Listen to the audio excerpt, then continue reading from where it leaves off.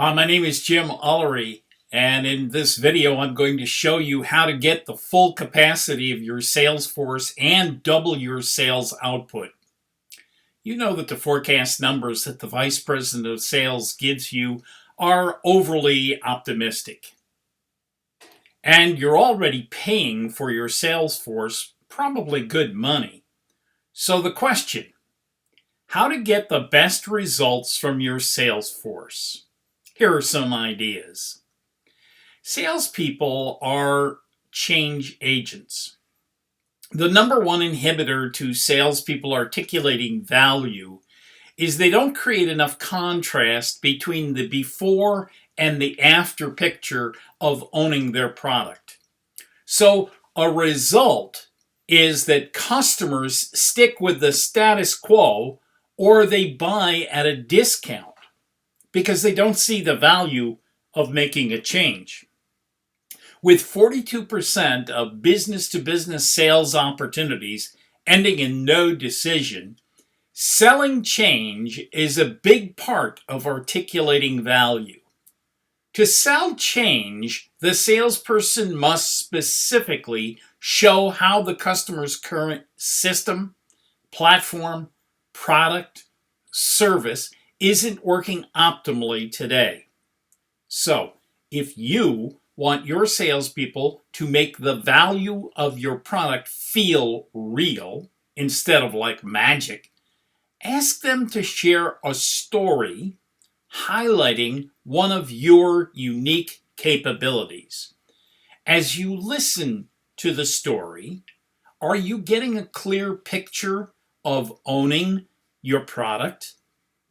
If it's out of focus, the knowledge gaps of your salespeople will be exposed. Did they really understand the customer's circumstances? This is a sign that there has been no compelling event defined for the customer and for the salesperson, which is extraordinarily important. They do not appear to be fully interested in the customer. I use an expression TKD means time kills deals. There are many situations where salespeople draw out closes on sales calls by virtue of the fact that they do too many unproductive things. For example, I've seen salespeople trying to rescue customers that are wading in 2-inch deep mud puddles as if they were drowning. This is not an effective use of their time. They must compress time, which is an art for salespeople. Every deal has a strike point. Watch a blacksmith at work with their lost art. Strike while the iron is hot has tremendous application in deal making with sales. Frankly, much of the time that your sales force is at work, they're working on the wrong deals. You know that some of the deals in your pipeline are worthless. Which ones?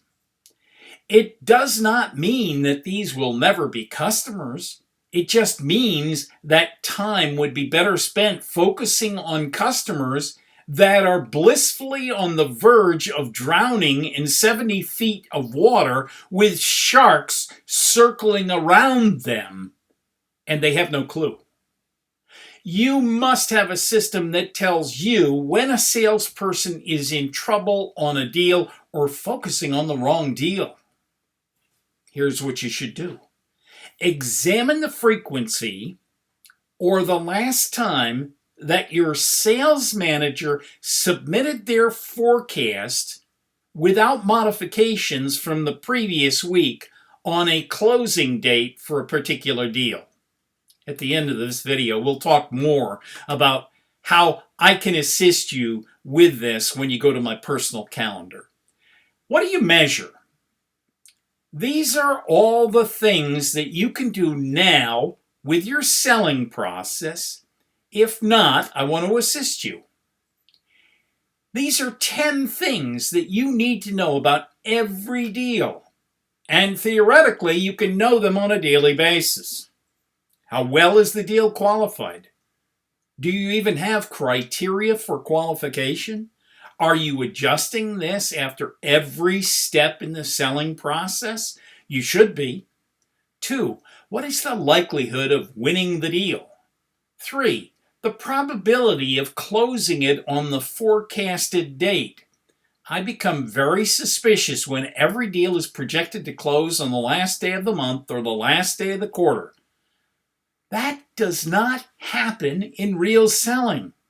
Unless the customer is incentivized to close with some desperation pricing or some spiff that's being given at the end of the period so that the salesperson can make quota. 4, what additional information does the salesperson need? What are the next steps to drive the deal forward? 5, should the deal be forecasted? Should it be a commit? Should it be an upside? Or should it be taken off the forecast entirely? Many deals are placed in the funnel to demonstrate how busy the salesperson is. It may work against the overall success, however, for the forecast period. While they're working on unlikely deals, real deals are slipping by.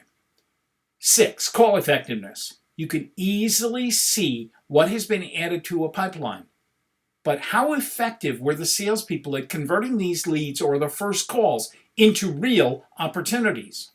7, traction. It isn't enough to know how many meetings the salesperson has scheduled or completed. Were the meetings any good? Did the salesperson uncover compelling reasons to either buy or move the business to your company? Did the salesperson effectively differentiate? Has some urgency been created to move forward? 8, velocity. Okay, so they had a good meeting. Lots of salespeople have good meetings that go nowhere. Is there pipeline velocity? Is the opportunity moving through the milestones and stages in the time frame that is consistent with expectations? 9, quality. One problem that salespeople have in common is skipping critical qualifying milestones. Is the opportunity properly qualified? 10, change in win rates. Everyone measures closing percentage or win rates. But that's the wrong metric.